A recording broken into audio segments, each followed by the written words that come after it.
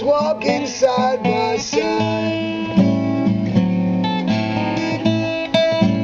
He said, I gotta beat that woman before I can ever be satisfied. That's what he said. Yes, and he said, don't see why I should let her dog me around. Must be that evil spirit way down in the ground. He said he don't see why I should always let that woman dog me around. Must be that evil spirit way down in the ground. Yes, it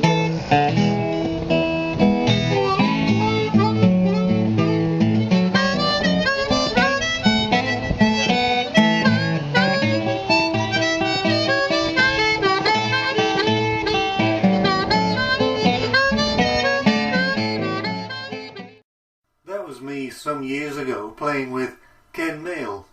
Ken is one of the foremost harmonica players in the UK.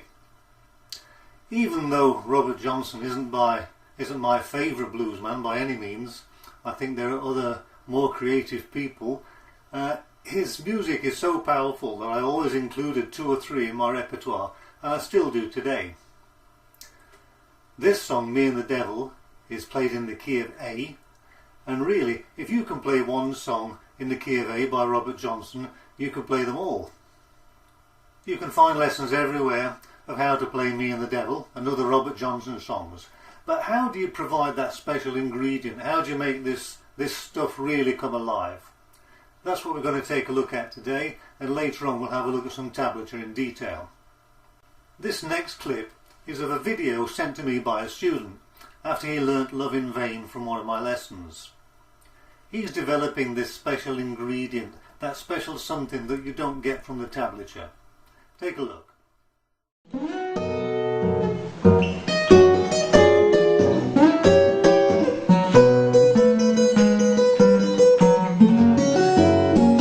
followed her to the station, a suitcase in my hand.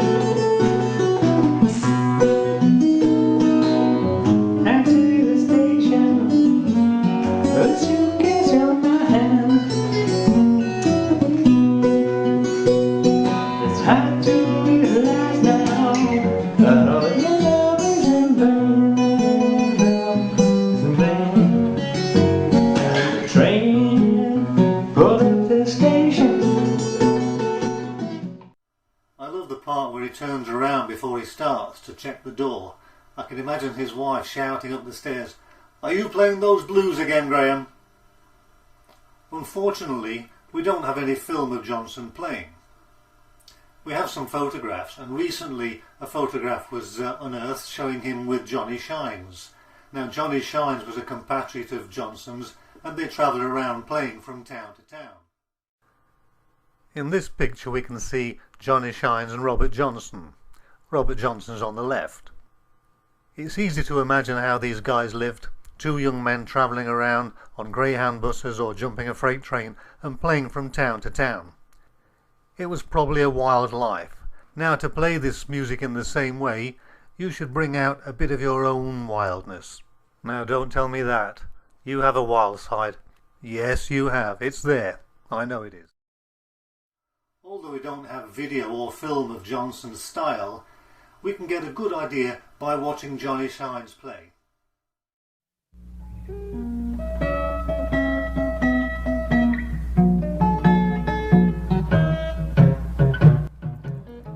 In this clip, Johnny Shines is playing Sweet Home Chicago in the key of E. But we're more interested in his hands, how he's holding his right hand. In this way we can get a good idea of how Robert Johnson really played, because they were from the same area and they travelled together. You can see he uses one finger, and many master bluesmen just use one finger. If you use 2 fingers, it tends to pull you away from the original authentic style, so it's worth thinking about. His other fingers are fastened to the soundboard, but they move around, they're not rigidly fixed in one spot. He plays higher up the fretboard to make the guitar sound nice and sweet. This is a powerful technique used by many bluesmen, just using the one finger. Sometimes it has to move rather quickly, but if you use two fingers instead, you tend to lose that authentic feel, that authentic sound that we're looking for in our blues music. For the purposes of this video, you'll see I have my cap on the first fret, which is a habit of mine, but the guitar is tuned down to normal standard tuning. So when we look at the tablature, you can basically ignore it. Let's take a look at the introduction to Me and the Devil Blues. For the start of the introduction, we're going to run down from a D7 shape right up on the 9th fret. Now normally this might be tabbed in this way. Down to the 8th, down to the 7th before we move down to the long A shape. What I do is I take the D7 shape, but I start it right down where it should be on the 2nd fret, and then I slide it up to the 9th. It sounds like this.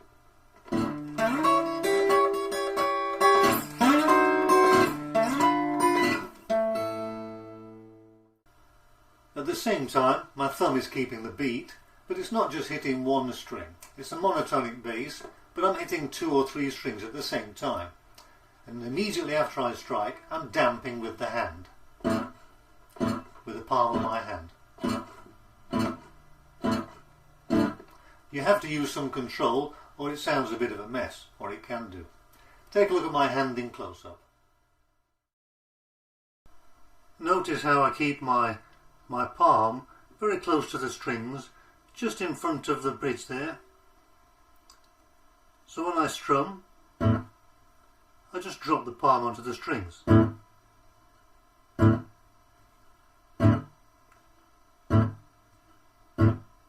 It becomes automatic after a while, and don't worry if a string buzzes here and there, or if you fluff any notes. This is the blues.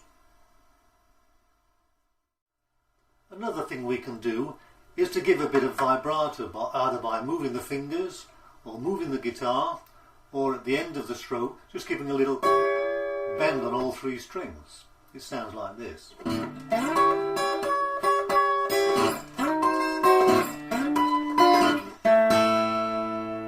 It's quite a subtle sound, but it does tend to make it more alive.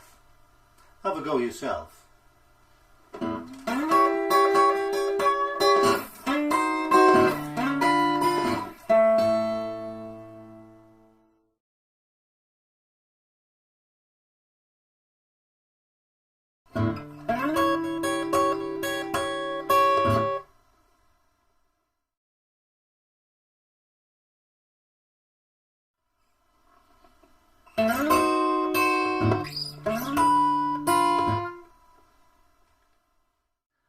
And so we go to the rundown.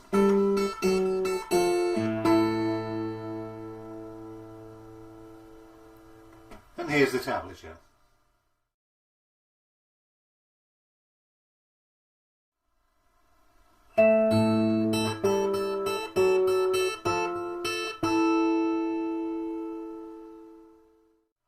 Now, one of the ways you can make your music more interesting for the listener is to include variations whenever you can. In that last part, we played this, but we could also play this. You can vary each time you play it, make it a little bit different every time. And now we go down from the A to the E7.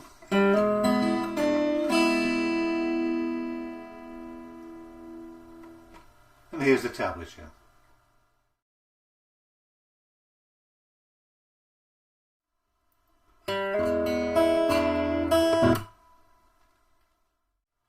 And here again, we can try and make this a little different by introducing another stroke. Back from the A.